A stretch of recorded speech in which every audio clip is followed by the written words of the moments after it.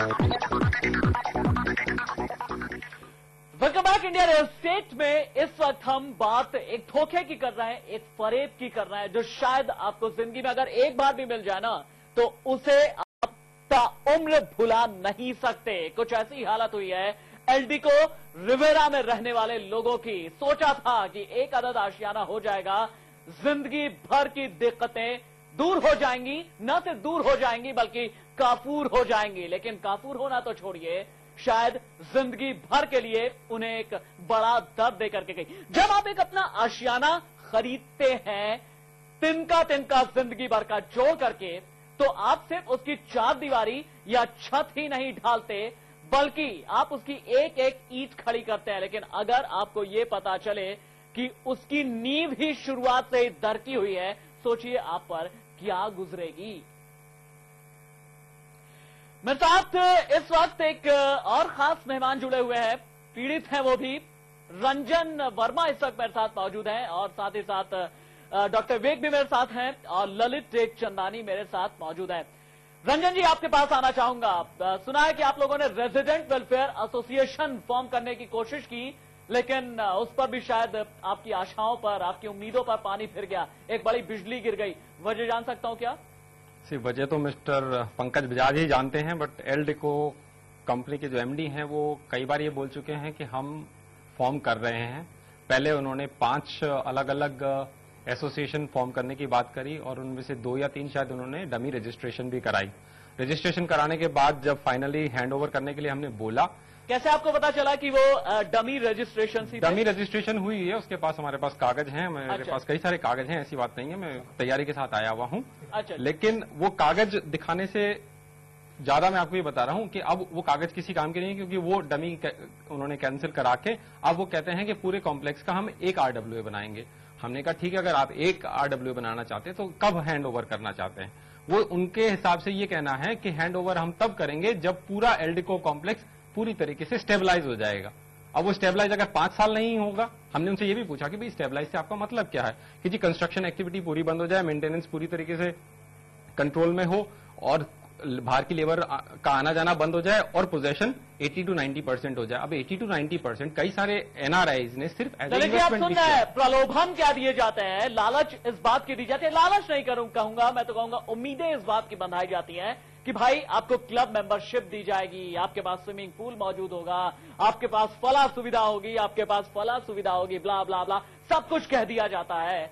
लेकिन ये बताइएगा, अगर आरडब्ल्यूए सौंपा इन लोगों को नहीं गया, इस पर कानूनी प्रावधान क्या है? देखिए, इसमें जैसे वे बात कर रहे हैं कि जब पूरा कॉम्प्लेक्स एक बार डेवलप हो जाएगा तो हम उसको हैंड ओवर करेंगे आपके आरडब्ल्यूए के हाथ में, तो वो एक होता है, वही एक नॉर्मल प्रोसीजर होता है जो कि फॉलोअप किया जाता। इनकी एक बात जिसमें एक बहुत बड़ा पॉइंट है कि अगर वो 5 साल तक ही कंस्ट्रक्शन नहीं करते या 10 साल तक कंस्ट्रक्शन नहीं करते तो उसका रिस्पॉन्सिबल कौन होगा? तो उसके लिए मतलब मैं ये नहीं कह रहा कि मतलब वो 5 साल में करेंगे या 10 साल में करेंगे, जल्दी से जल्दी उनको करना चाहिए, नंबर 1। नंबर 2, एक अनएक्सपेक्टेड जो डिलेज होती हैं, जो कि मतलब इनके हाथ की डिले नहीं है और वो डेवलपर जानबूझ के डिले कर रहा है, उस पर ही एक्शन ले सकते हैं, उसमें कोई ऐसी वो बात नहीं है। किस तरह का एक्शन? हाँ जी, उसमें लीगल एक्शन ले सकते हैं। देखिए, ये मालिक हैं, एक फ्लैट के मालिक हैं और जो फ्लैट है वो इनको सुपर एरिया पे बेचा गया है। सुपर एरिया मतलब वो पूरी जमीन जितनी है उसमें इनका हिस्सा बनता है। अब एक बात पे आता हूं, अपार्टमेंट एक्ट के हिसाब से जो भी वादे किए जाए, जो भी शर्तें हो वो पूरी की जाए, ऐसा कहा जाता है। जो निर्माण सामग्री है, कंस्ट्रक्शन के लिए जो सामान इस्तेमाल हो रहा है, उसमें गुणवत्ता की पूरी जांच हो जाए और तमाम तरह की बातें की जाती हैं। क्या अपार्टमेंट एक्ट के शिकंजे में बिल्डर या प्रमोटर फंस सकते हैं?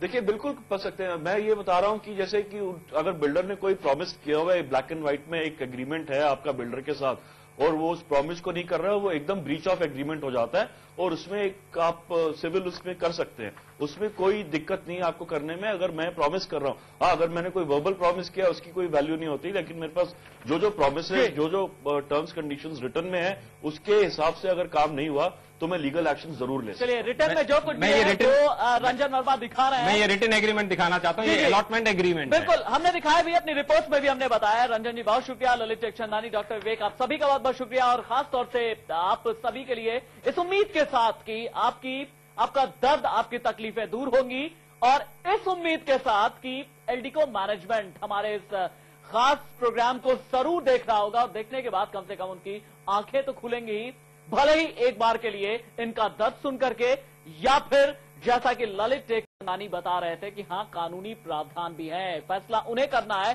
कि उन्हें रास्ता कौन सा चुनना है। बहरहाल आज इंडिया रियल एस्टेट में इतना ही इजाजत चाहूंगा, लेकिन उससे पहले आपके लिए एक जरूरी सूचना, जरूरी इंफॉर्मेशन की अगर आपको भी ऐसी किसी परेशानी से रूबरू होना पड़ रहा है, दो चार होना पड़ रहा है, तो आप हमें अपनी परेशानी लिख भेजें अपने मोबाइल के राइट मैसेज बॉक्स में आप जाएं और IRE टाइप करें, स्पेस दें अपना सवाल, या फिर अगर किसी तरीके की परेशानी है वो लिखें और उसके आगे अपना नाम, अपने शहर का नाम लिख करके 549954 पर आप हमें SMS कर सकते हैं। इसके अलावा हम दिखा रहे हैं अपनी ईमेल आईडी, जहां पर आप हमें ईमेल से भी अपनी परेशानियां भेज सकते हैं।